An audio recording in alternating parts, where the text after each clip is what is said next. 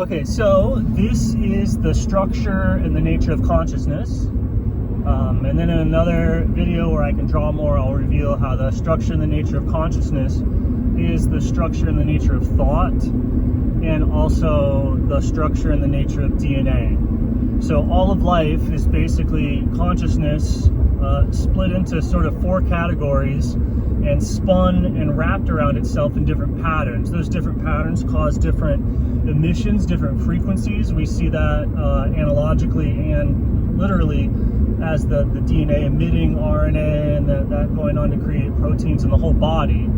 So what you're seeing with consciousness and with thought is that it's the coiling DNA that creates life. Like the DNA is vibrating or singing a body into existence. And when you see that how DNA is thought, then you can see how your thought and your consciousness is the source and the wellspring of all creation. And people get this and they go, oh, it's a hidden thing I have to figure out. Like, no, every single possible thing works this way, including, molecular biology, including water, including everything works the way that consciousness works.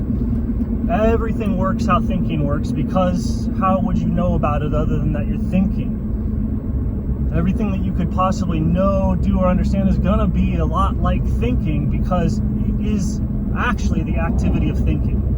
Anything you could understand is the activity of thinking. So what does that mean? Right? So one is everything is three things. That's why there's so much Trinity stuff, right? It is what it is. Things are what they are. They're what they're not. And then there's a thing separating them. So that's this observer thing of where do you come from? Where does this come from? It comes from consciousness, which is observation, which is awareness. So when you are aware of subject and object, subject, object, observer, your awareness has created an experience.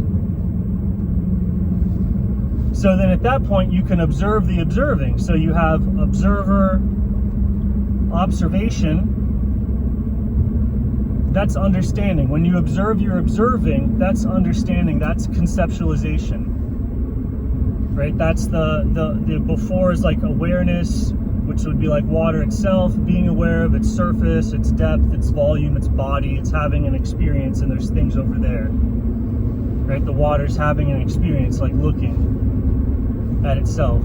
So then if you observe that observation, then not only are you looking at things, you're understanding them, because you're understanding it because you're observing the observer. That is conceptualization. That is thought. Thought is the process of becoming aware. That's why people who think a lot become self-aware, because the thinking is the observation.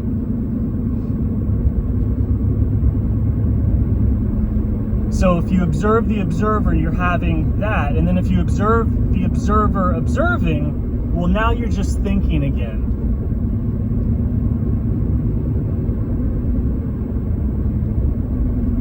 You've overthought it, and you're no longer having an experience of what you're thinking about. If you observe the observer observing. And so you could see that it bubbles away into nothingness, but then it can condense back down into an actual experience, back down into an actual conceptualization. And so that's when people go up to super high consciousness, they go into this realm of thought, and then it condenses into an understanding. The understanding can condense into an experience. You can observe that new experience, create a new understanding, and so it chains together like this over and over and over again. It's like, what do you have an understanding of? Space and light, force and time. So space, light, force, and time, these things coil together into basically a chain of quote-unquote base pairs, right? These base pairs are the language which gives rise to physical reality is going to be light, which is objects, conceptualization, understanding, the surface,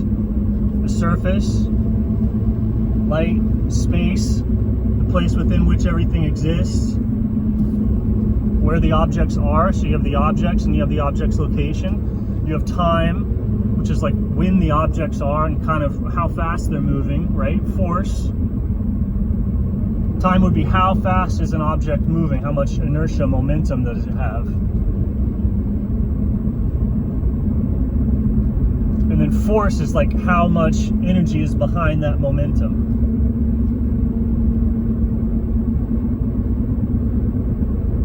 Right, and then that's everything, and that's that you can map out everything that I was saying, and you'll see that thought with those qualities that it has, the way that thought breaks into, you know, a positive and a negative experience, it breaks into a trinity. That trinity bakes into a four base pair, like monomer idea that can chain together with infinite other ideas that is exactly like DNA itself. So DNA is, there's no way DNA is not doing that just by the nature of its pattern. It is doing this. And it's obviously doing this because that's what is happening right now. My experience is what DNA is doing. What is my experience made of? Those four basic things, those four basic categories. The trinity being super fractally trinity, breaking into four basic categories. This is the foundation of all life. And so this isn't mysterious. It's like, it's exactly what's happening in molecular biology. The truth of molecular biology is exactly what you would expect to find. Like what everybody's discovered in terms of like that stuff, the inner realm, is exactly what you would expect to find based off of what people have found going inward. And so people have been trying to like throw out you know, ancient wisdom or like other people's ideas of things. People have been trying to throw that out for centuries, but it's been validating the old ways. There's only one way. There's only one thing to look at, and you can't go any deeper. There's no way to have a better look at reality using technology. The direct experience is just as deep of the same thing. So when people see it, they all see the same thing. Progressivism would be to say, I'm seeing something now that people haven't seen before.